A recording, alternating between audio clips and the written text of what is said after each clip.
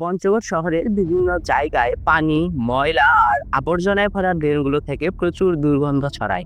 ড্রেনের উপরে যে স্ল্যাবগুলো বসানো আছে সেগুলো অনেক জায়গায় উঁচু নিচু, ভাঙা অথবা সঠিকভাবে স্থাপন করা হয়নি।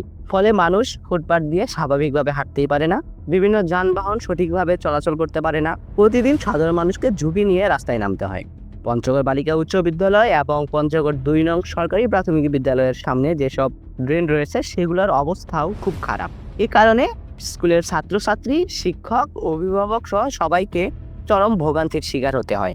বর্ষায় হাঁটা আরো কঠিন হয়ে যায় আর দুর্গন্ধে চারপাশের পরিবেশ অসহ্য হয়ে ওঠে।